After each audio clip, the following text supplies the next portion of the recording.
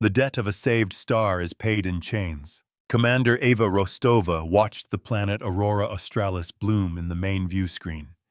It was a marble of defiant blue and resolute green, a world that should be celebrating its survival.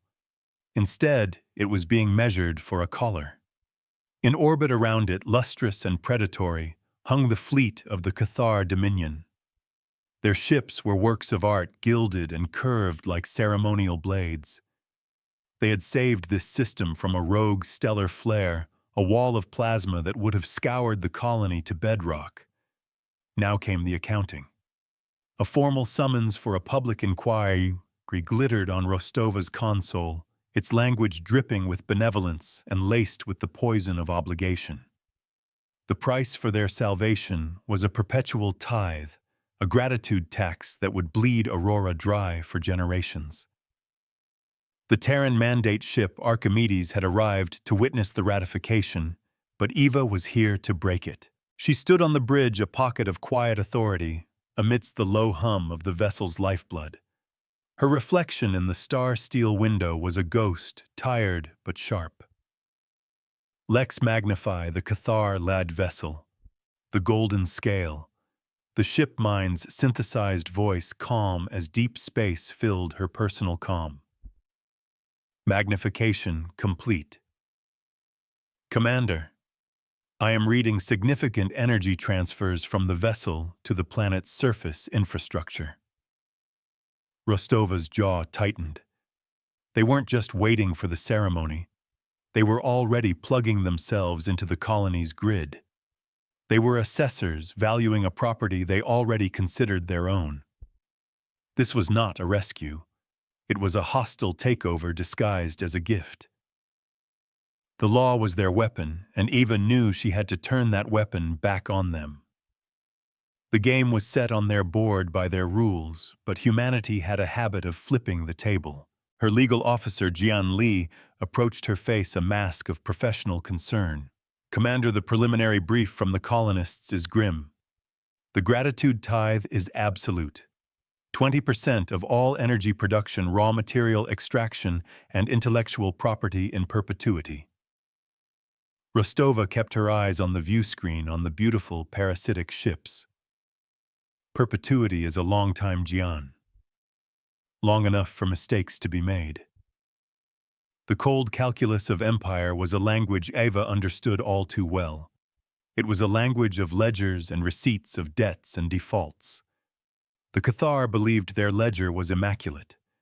She intended to find the smudge, the single misplaced number that would unravel it all. Humanity's strength wasn't in gilded warships. It was in the stubborn refusal to accept a poisoned gift. Before their transport touched down in Promise, the colonial capital, a civilian vignette played on the secure channel. A young woman, a moisture farmer named Ilara, stood before a hastily assembled town hall. Her face was smudged with red dust, her voice trembling but clear. "They saved us, yes," she said, her gaze sweeping over her neighbors. "But when does the payment stop? My daughter asks me if she'll be paying the Cathar. My grandchildren. The tithe isn't a cost. It's an inheritance of servitude." The feed cut, but the woman's words hung in the shuttle's cabin. That was the core of it.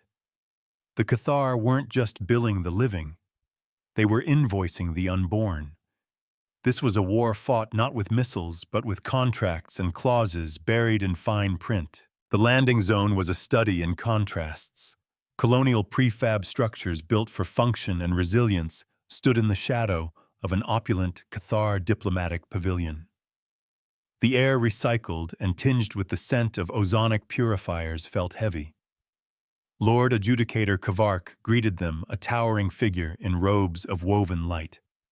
His voice was a resonant purr, perfectly modulated, to convey wisdom and absolute superiority. "Commander Rostova, an honor. You have come to witness the dawn of a prosperous partnership between our dominion and the grateful people of Aurora." The word grateful was a hammer wrapped in velvet. Rostova met his gaze, her own expression unreadable. Lord Adjudicator. The mandate is always interested in acts of profound neighborliness.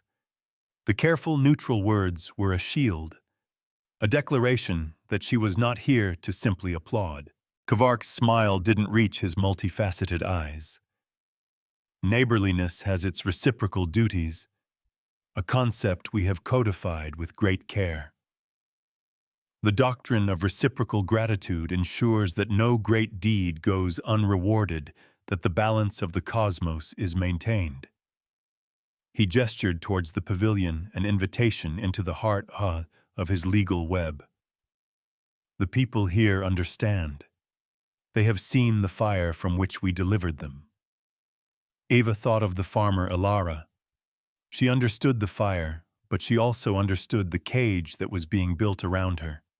The first move in this game was to accept nothing at face value. Every word from Kvark was a carefully placed brick in the wall of Aurora's prison. Her job was to find the one that was hollow. Inside the pavilion, the air was thick with the scent of alien incense. Cathar attendants moved with silent, unnerving grace. Ben Carter, her ops officer, kept his hand near his sidearm, his unease a palpable thing. "Feels like a predator's den, Commander," he murmured over their private comm. "Everything's too perfect, too polished." Rostova gave a subtle nod. "That's the point, Ben. They project success to make submission seem inevitable." They were led to a seating area overlooking a vast holographic display of the Aurora system. The stellar flare was replayed in a dramatic loop. A raging crimson tide stopped just short of the planet by a shimmering golden shield, Cathar technology. It was a powerful piece of propaganda, the ultimate before and after advertisement. The invoice for this miracle was a future of endless labor. Jianlai was already tapping away at her datapad, her expression focused. "Commander, their legal framework is a fortress. It's built on thousands of precedents with species we've never even heard of. Every challenge has been anticipated, every loophole seemingly closed. This was the Cathar method overwhelm with the sheer weight of their history." Seemingly, Rostova repeated softly. "Lex, are you analyzing the full legal codex?" The AI's voice was a whisper in her ear. "Affirmative. I am cross-referencing their case law against mandate principles of sovereign debt and salvage. There are discrepancies in their own philosophical justifications. A flicker of something, a loose thread. The Dominion's power rested on the idea that their justice was perfect and universal. But nothing built by living hands or thinking machines was ever perfect. The meeting was a masterclass in condescension. Kvark spoke of the burden of their power, the responsibility to uplift younger races. He presented the tithe not as a payment, but as a mechanism for the colonists to earn their place in a stable, orderly galaxy. It was the logic of a loan shark on a cosmic scale. "Your people are spirited," Commander Kvark purred, gesturing to the holographic planet. "But they are young. They lack the perspective of millennia. Our guidance, funded by their modest contribution, will ensure their long-term security." Rostova maintained her composure, a rock against which his placid words broke. "The mandate for this fleet teaches by numbers and remembers by ledgers, never by collars. Security and sovereignty are not mutually exclusive, Lord Adjudicator. The mandate believes partnerships should be uncoerced." That single word, uncoerced, shifted the atmosphere. It was a direct, albeit polite challenge to the entire premise of the situation. Kvark's eyes narrowed slightly. "Coercion is a matter of perspective.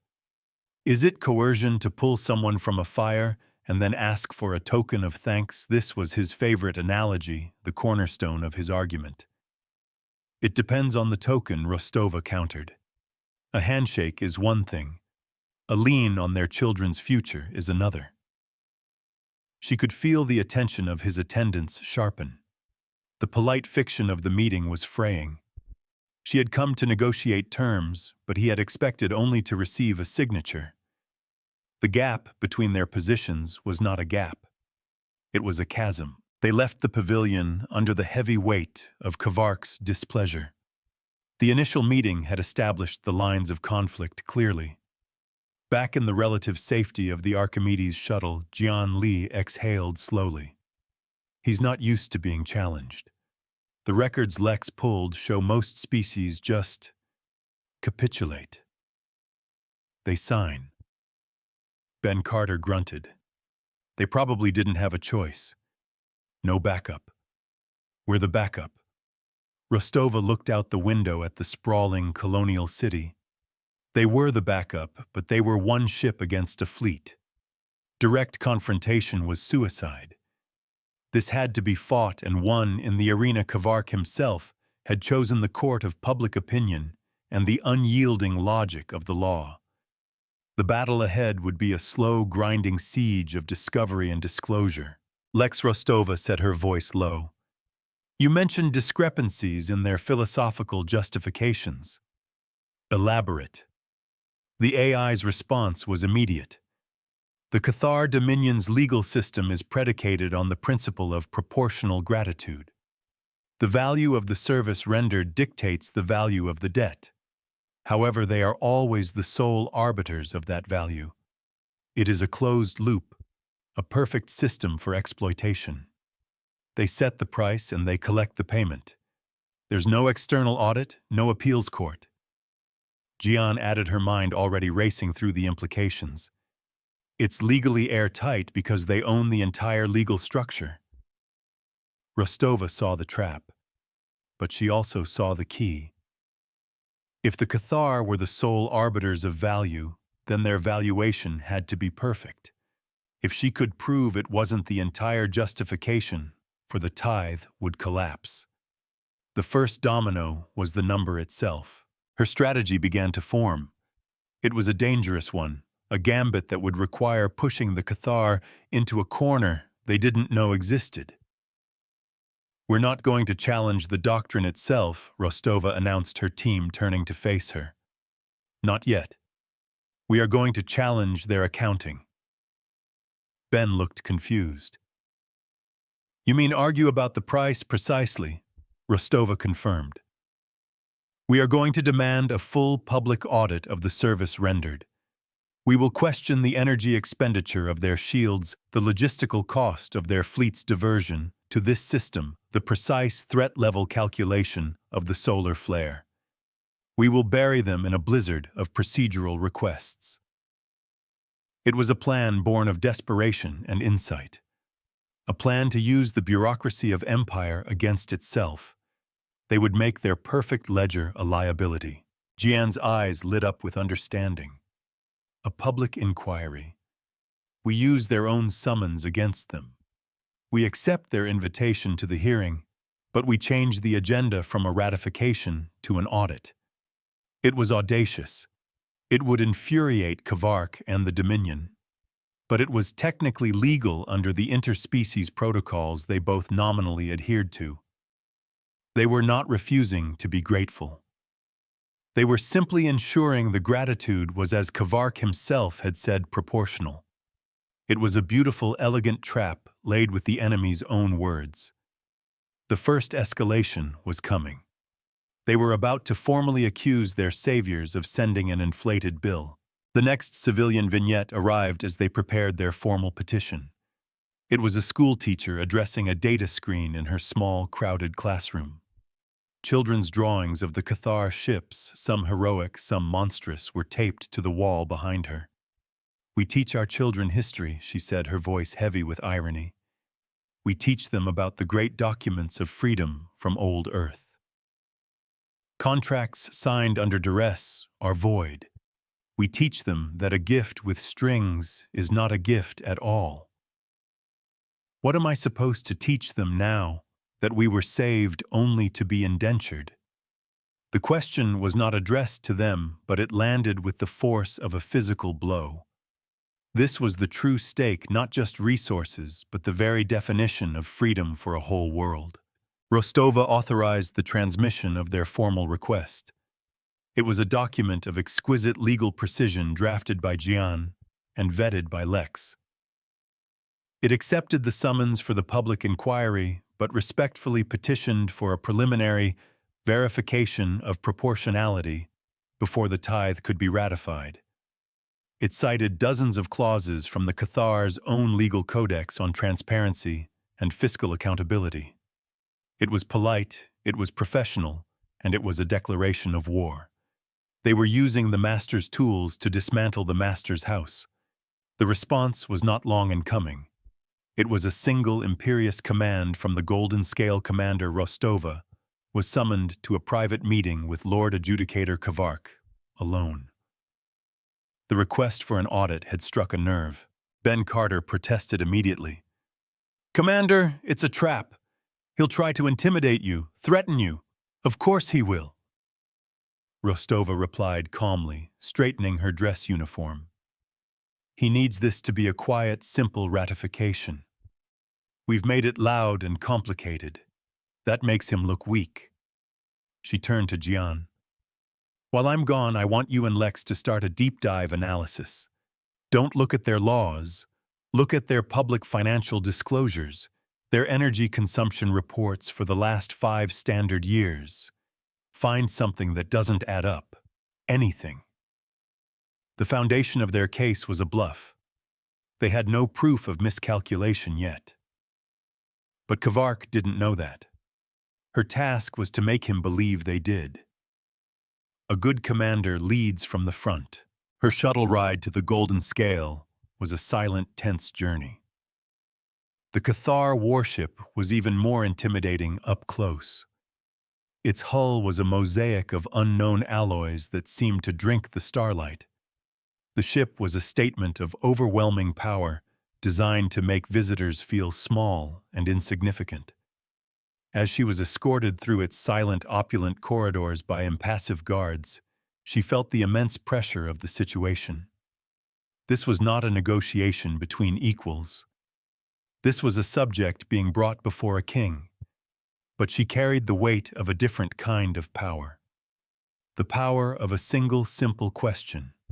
What is the true price she would not be intimidated by golden hallways and silent stairs? Kavark was waiting for her in an observation chamber that offered a breathtaking view of Aurora Australis.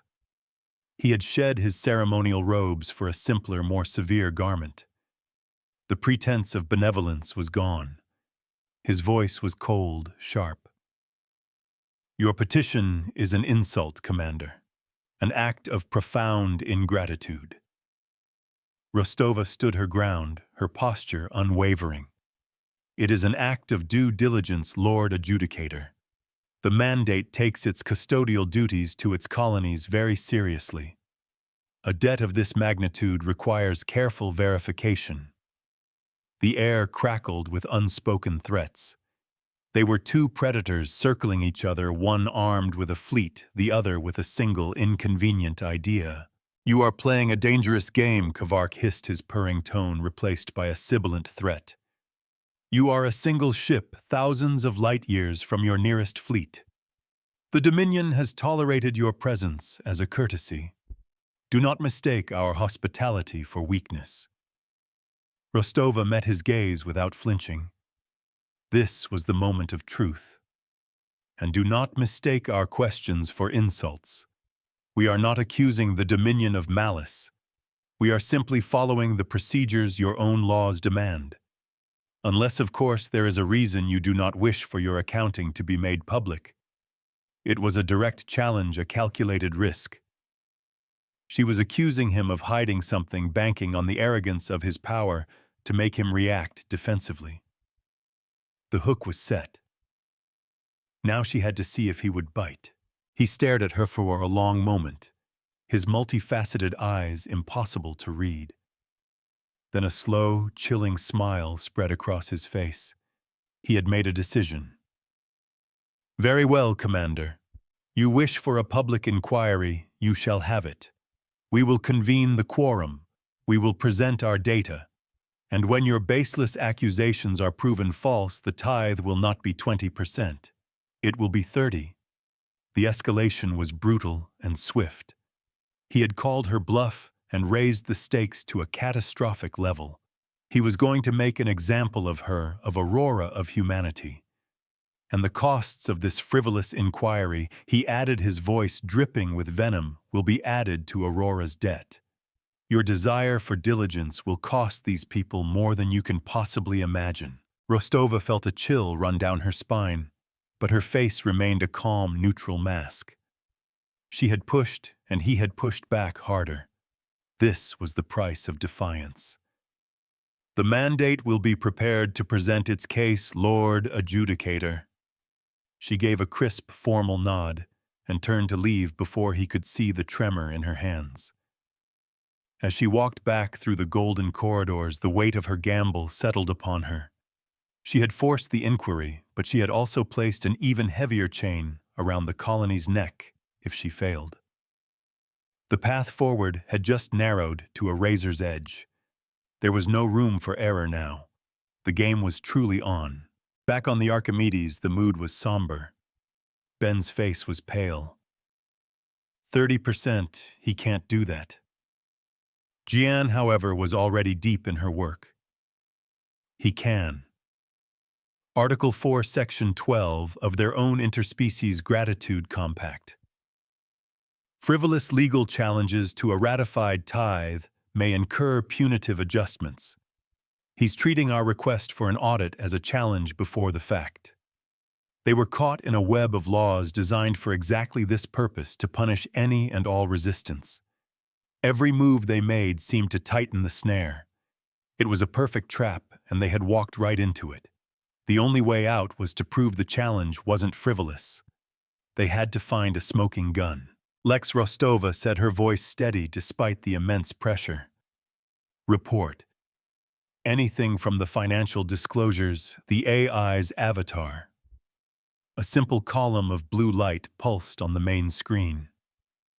Commander, I have analyzed 7.2 zettabytes of public Cathar Dominion economic and energy logistics data. I have found an anomaly. A collective breath was held on the bridge. For the past 3 standard years, there is a recurring discrepancy in the Dominion's reported energy generation versus their total accounted-for expenditure across all known civilian and military projects. The column of light shifted. There is a significant and consistent energy deficit. They are spending more power than they officially produce.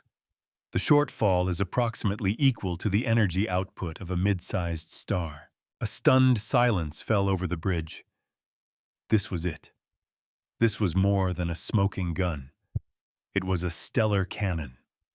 The Cathar Dominion, a civilization that powered itself with Dyson swarms and artificial singularities, was running an energy deficit. It made no sense. Where is the missing energy coming from? Ben asked, his voice a whisper. That is the operative question, Lex replied. The ledgers are balanced with a generic line item, ancillary fleet contributions.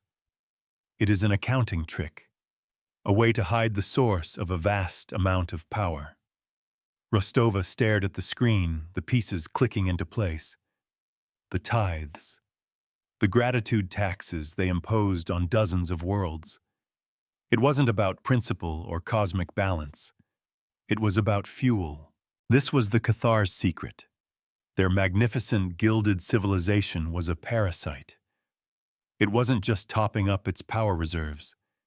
It was dependent on the energy it drained from its saved worlds. The 20, now 30% tithe from Aurora wasn't a token of thanks. It was a desperate necessity to keep their own lights on. Kvark's arrogance, his rage at her challenge, suddenly made perfect sense. She wasn't just questioning his honor. She was threatening his empire's power supply. This secret was the key to everything. But proving it would be another matter entirely. They had found the lie, but they had to expose it in a court that Kvark himself controlled. The public inquiry was scheduled. Kvark, in his arrogance, had made it a grand spectacle. He convened a quorum of neutral, non-aligned species via Ansible, their holographic avatars filling a vast amphitheater on the planet's surface. He wanted witnesses to humanity's humiliation. He wanted the entire sector to see what happened to those who questioned the benevolence of the Cathar. The stage was set for a show trial with Rostova and her crew as the designated villains. They were given just 3 days to prepare their case. It was a race against time, a frantic search for a way to present Lex's data without it being dismissed as unsubstantiated slander. Another civilian vignette reached them this time from a grizzled asteroid miner. He stood in the cramped mess hall of his prospecting ship, the screen showing the Cathar fleet in the distance. "I've spent my life reading energy signatures," he said, his voice rough as gravel. "You get a feel for it. What a ship needs, what it burns. Those golden boats. They're thirsty. They run hot. Call me crazy, but they feel hungry." The old man's intuition, born of a lifetime in the void, was a chilling confirmation of Lex's data. He couldn't prove it with numbers, but he could feel it in his bones. The people of Aurora were not fools. They were beginning to see the truth behind the golden shields.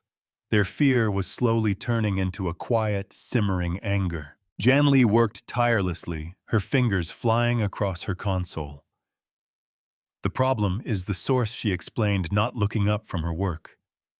"Lex's analysis is based on public data, but it's an inference, a conclusion drawn from a deficit. They'll claim our AI is misinterpreting the numbers. They'll bury us in their own expert testimony. We need something more. We need a direct admission. We need one of their own ledgers to contradict itself." It was an impossible task. The Cathar were masters of accounting. Their books were surely immaculate, designed to hide this very secret. But every system has a flaw. Every fortress has a crack in its walls. They just needed to find it. Rostova knew she had to change the game again. A direct confrontation in court, a battle of data analysts, was a battle she would lose. They would outmaneuver her with procedure and precedent. She needed to create a moment, a single, undeniable point of truth that a quorum of witnesses could not ignore. She needed to force Kvark to speak his own crime out loud. The plan that formed in her mind was even more dangerous than the last one. It involved turning the inquiry itself into a weapon. It involved using the Cathar's own technology against them. It was a mirror play, a gambit to make them reveal themselves. "Lex," she began, her voice low and intense. "The Cathar shield that protected this world. You have the data on its energy consumption, correct? Affirmative, Commander." "To the Nanjul. I monitored the entire event. And you have the data on the planet's power grid, the one they are so eagerly plugging into." "I do." A slow smile touched Rostova's lips. "Then I think it's time we offer to pay our share of the bill." Ben and Jian looked at her confused. Commander Ben asked, "We're going to concede, pay the tithe." "No," Rostova said, her eyes gleaming with a fierce, intelligent light. "We are going to make a counter-offer, a payment in full, right here, right now, and we're going to it in a way they cannot possibly refuse." The mirror was about to be turned. The day of the inquiry arrived. The amphitheater was a vast, echoing space. The holographic avatars of the quorum shimmered in their designated seats, the crystalline entities of the Cygnus cluster, the gas giant philosophers of the Magellanic Cloud, the silicon-based cartographers of Andromeda. They were old, powerful, and notoriously impartial. Kvark sat on a raised dais, a figure of immense authority and smug satisfaction. He looked down at the human delegation, Rostova, Jian, and Ben, as if they were insects. He was ready to enjoy his victory. The show was about to begin. He would make this quick. He would make it hurt. He began the proceedings with a booming, magnanimous speech. He spoke of the sacred duty of the strong to protect the weak. He replayed the dramatic visuals of the solar flare being turned aside by his fleet. He painted the people of Aurora as fortunate children rescued by the timely intervention of a wise and benevolent parent. It was a masterful performance. He was winning the hearts and minds of the quorum before Rostova had even spoken a word. He concluded by presenting the tithe, now adjusted to 30%, as a fair and proportional token of gratitude, a small price to pay for continued existence. He then turned his gaze to Rostova. "Commander, you have petitioned this quorum. You have made a claim that our accounting is in error. Present your evidence." All eyes, real and holographic, turned to her. The silence in the amphitheater was absolute. This was the moment. The culmination of all their work, all their risks.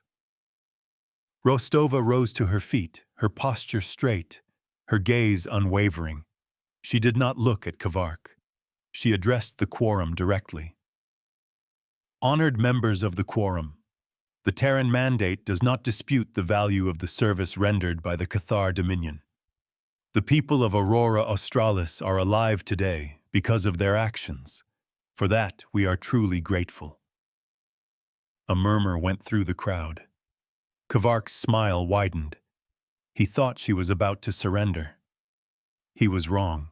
Indeed, Rostova continued, her voice ringing with clarity. "We are so grateful that we feel a perpetual tithe is an insufficient method of repayment. A debt of this magnitude should not be left to fester for generations.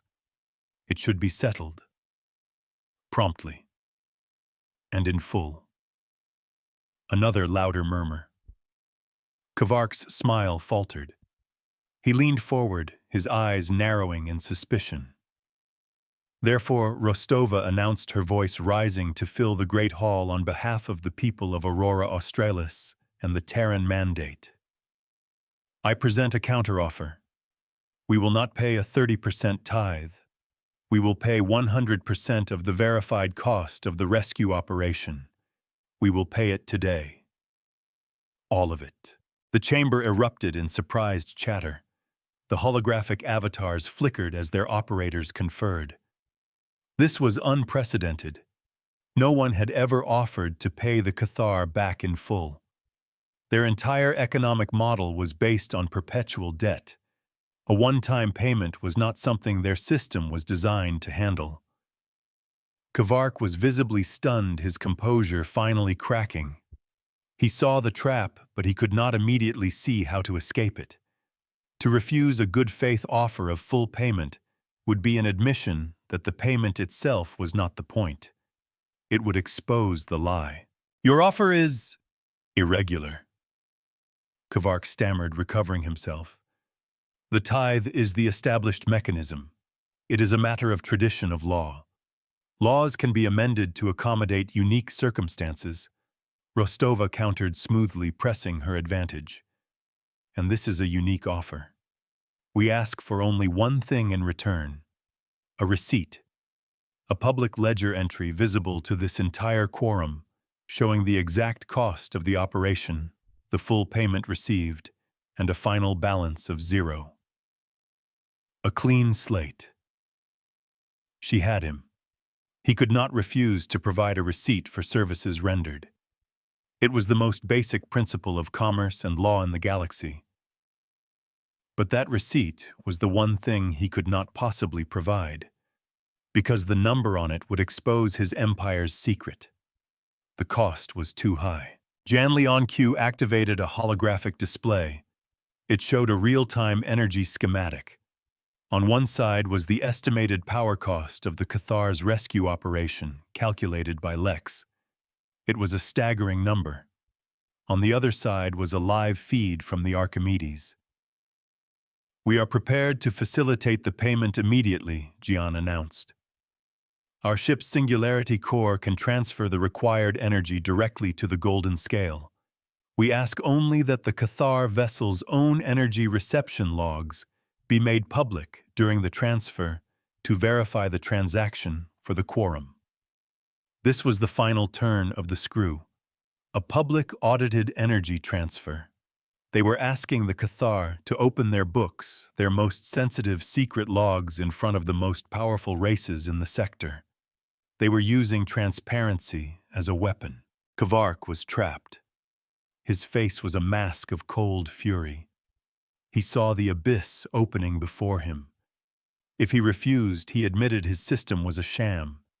If he accepted, he revealed the true inflated cost of his operations, a cost so high it would prove he needed the energy, that this was not benevolence but survival. He would have to admit his empire was running on empty. The lie that sustained his people's power for centuries was about to be unraveled by a single stubborn human and her demand for a receipt. The gilded fortress was about to fall. The mirror was in place and the Lord Adjudicator was being forced to look at his own reflection. The silence stretched thick and heavy. The quorum waited. The galaxy waited. Rostova waited. She had counted on the arrogance of a predator who had never been made to justify his hunger. Now, in the quiet of a courtroom, she had just asked him to state his price, and she knew he could not say the number out loud. Kvark's fury was a palpable force, an atmospheric pressure that seemed to suck the very air from the vast amphitheater. He was a creature of absolute control, and for the first time in centuries, his control was gone. He could not accept the offer, and he could not refuse it. The silence stretched, becoming an indictment in itself. Every second that passed was a testament to the human's victory. He finally broke the stillness, his voice a low, dangerous growl laced with a new and unfamiliar venom. Your offer is a deception, a ploy wrapped in the pretense of honor. He rose from his dais, a towering figure of righteous indignation. You know as well as I that the energy from a Terran singularity core is unrefined. It is a brute force technology incompatible with the subtleties of our systems. Your payment would be a poison, a contagion in our energy grids. It was a brilliant, desperate gambit. He wasn't refusing the payment, only the method. He was shifting the blame, painting human technology as primitive and dangerous. He was creating a technical obstacle that no one in the quorum could easily disprove. He was stalling for time, searching for a way to regain control of the narrative. Ben Carter stiffened beside Rostova, a low curse on his lips. It was a lie, a complete fabrication, but it was a clever one. It introduced doubt.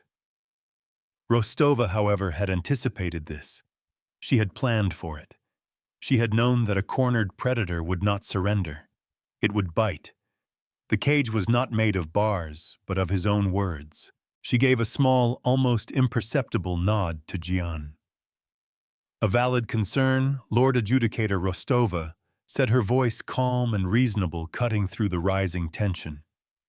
The integrity of your systems is of course paramount. We would not wish to cause any unforeseen complications.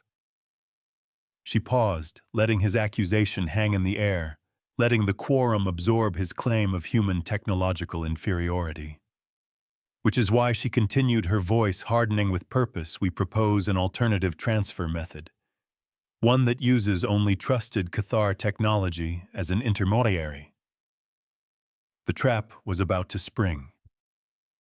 Kvark stared at her, his suspicion warring with his confusion.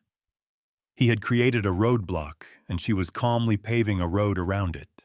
Jan Li brought up a new schematic on the main holodisplay. It was elegant in its simplicity. It showed the Archimedes in orbit, the planet Aurora Australis, and the Cathar fleet. A line of energy was depicted flowing from the human ship, not to the golden scale, but to a point just outside the planet's atmosphere.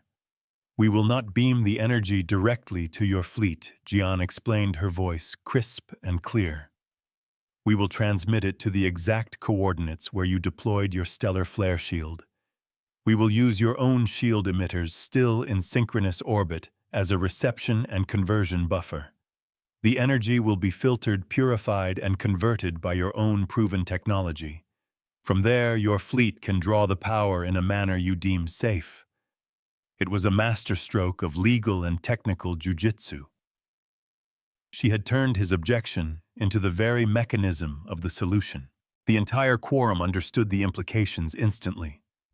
There could be no question of incompatibility if the Cathar's own systems were handling the final transfer.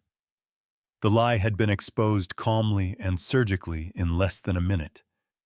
Rostova had not just countered his argument, she had used it to build a more inescapable trap. The mirror was now perfect. They would pour their energy into the Cathar's mirror, and the Cathar would have to be the ones to carry it home. All of it on a public ledger. Kvark's face was a stone mask, but his multifaceted eyes burned with a cold, black fire. He had been outmaneuvered. He had been humiliated. And he had been beaten at his own game in front of the entire galactic community. Your insistence on this spectacle is telling Commander, he snarled, abandoning all pretense of civility. You are not seeking justice. You are seeking to embarrass the Dominion. We are seeking to pay a debt. Rostova corrected him, her voice like ice. A debt you calculated. We are offering to abide by your numbers. The spectacle is one of your own making, Lord Adjudicator. You convened this quorum. You desired witnesses. Now they are waiting. Will you accept your payment? The direct challenge hung in the air, a final, unanswerable question. He had no more legal moves, no more procedural tricks. He was left with only one currency force. The cost of pride was measured in violence. For a terrifying moment, it seemed he would choose that path. On the tactical display, only her team could see Ben pointed to a series of faint energy spikes across the Cathar fleet. Commander, their weapon systems are coming online. They're charging capacitors. The air in the amphitheater grew heavy, charged with the unspoken threat of orbital bombardment. The neutral members of the quorum began to murmur, their holographic forms flickering with alarm. A legal inquiry was about to become a war zone. This was Kvark's final desperate play, to intimidate them into backing down, to demonstrate that law was meaningless in the face of overwhelming power. He was willing to shatter his own reputation to avoid revealing his secret. Rostova's heart pounded in her chest, but she stood her ground. This was the precipice. Lord Adjudicator Kvark, she said, her voice amplified to fill the entire chamber, projecting a calm she did not feel. For the public record of this quorum, please confirm. Are you now refusing this legal good faith transaction under the threat of military force? She had called his bluff. She had put the words in his mouth, forcing him to either commit to being a tyrant or to back down. He could not start a war in front of a dozen neutral elder races over a disputed bill. The political cost would be catastrophic. The Dominion's carefully crafted image of benevolent authority would be shattered forever. He was a king who had just been asked to declare himself a barbarian. He stared at her, his jaw working silently.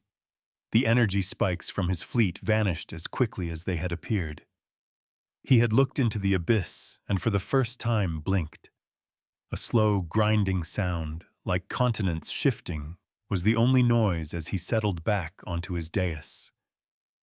He was defeated, and he knew it. Proceed with the transfer, he bit out the words, tasting like ash in his mouth. The Dominion will accept its payment. The collective sigh of relief in the chamber was almost a physical force. The crisis had passed. The war had been averted, and now the accounting could begin. The ledger was about to receive its final entry. The transfer began. On the main screen, a river of pure, white-hot energy flowed from the Archimedes, a brilliant lance of light stabbing across the void. It struck the designated coordinates, and the Cathar shield array, a ghost of its former self, flared into existence. The energy was absorbed, processed, and then rerouted a golden stream, now flowing from the buffer towards the golden scale. Beside it, the public ledger came to life. The numbers began to count up impossibly fast, a blur of digits tracking the flow of terajoules. The debt was being paid. The price of a world was being tallied in real time. But Rostova had one final move, one last piece of the puzzle to reveal. "Lex," she whispered into her private comm. "Now." A new window opened next to the public ledger. It was the data Lex had compiled the Cathar Dominion's 5-year energy balance sheet. It showed their total declared energy production. It showed their total declared expenditure. And at the bottom, glowing in stark, undeniable red, was the deficit. A colossal system-destabilizing shortfall. As the numbers on the payment ledger climbed, a second set of numbers appeared beside the deficit. Lex was adding the payment in real time to the Cathar's energy budget. The quorum watched, mesmerized. The payment transfer was a torrent of power. It was the calculated cost of saving Aurora an astronomical sum that the Cathar had intended to be unpayable, a justification for a perpetual tithe. But as the transfer reached its conclusion, as the final joule of energy flowed from the human ship, the members of the quorum saw the truth. The final payment number on the left. The cost of the rescue was almost identical to the energy deficit on the right. The payment didn't just balance the books on the rescue, it balanced the books on the entire Cathar Dominion's energy economy for the last standard year. The truth was revealed in a simple, brutal act of accounting. This was never about gratitude. It was a salvage operation for a dying empire. A low, stunned hum filled the chamber.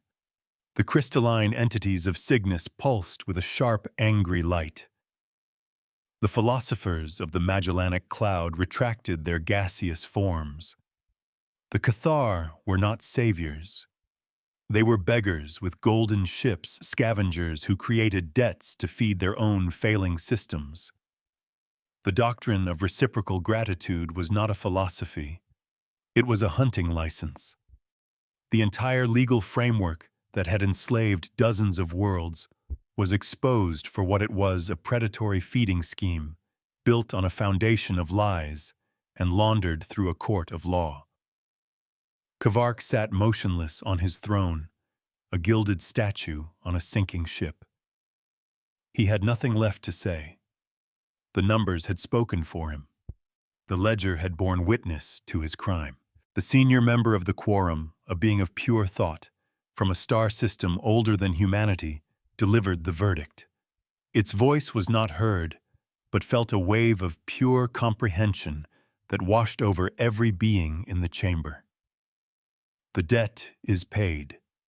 The gratitude tithe is nullified.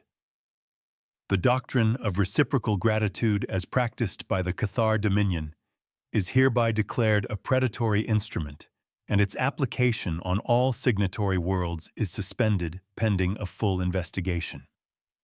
This quorum finds that the rescue of Aurora Australis was a pretext for economic predation. The judgment was absolute. It was final. It was a stake through the heart of the Cathar's legal empire. Kavark did not even acknowledge the verdict. He simply rose, turned his back on the quorum, and strode from the chamber.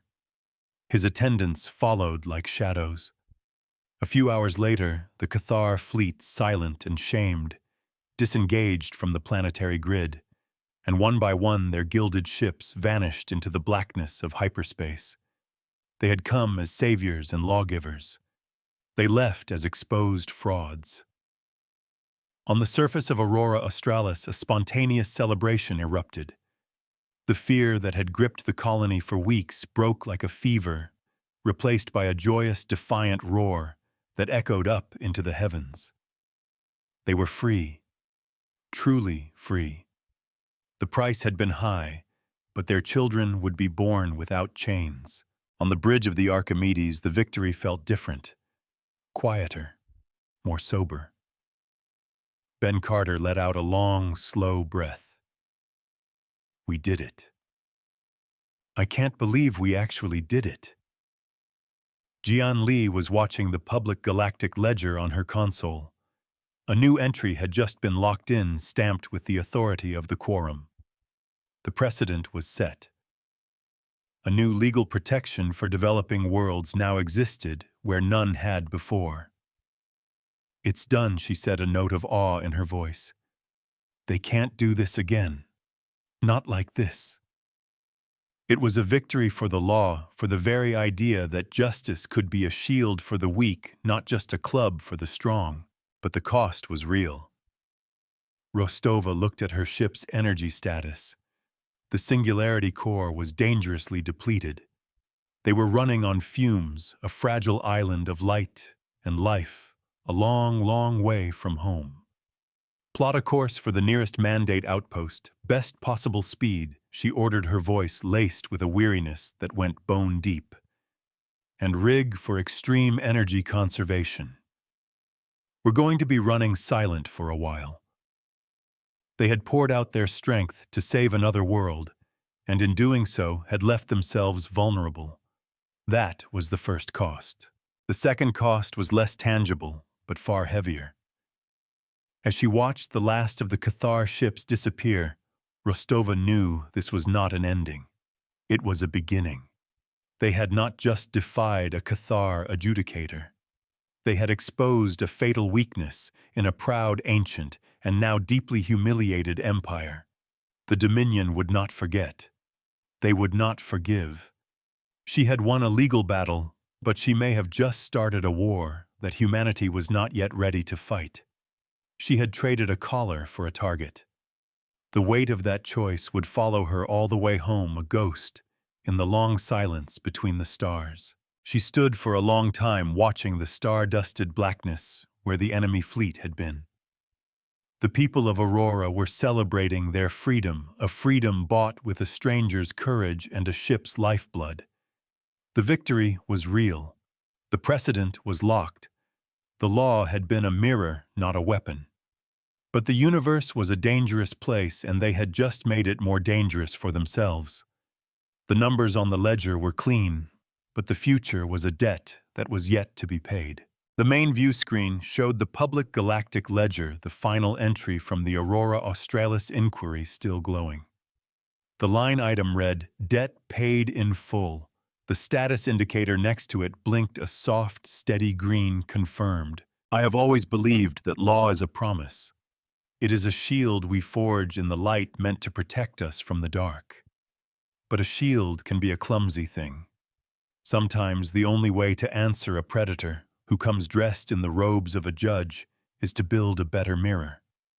You show them not a monster, but themselves, and you make them read the price of their own reflection out loud for the entire galaxy to hear. The universe does not forget a reckoning written in light.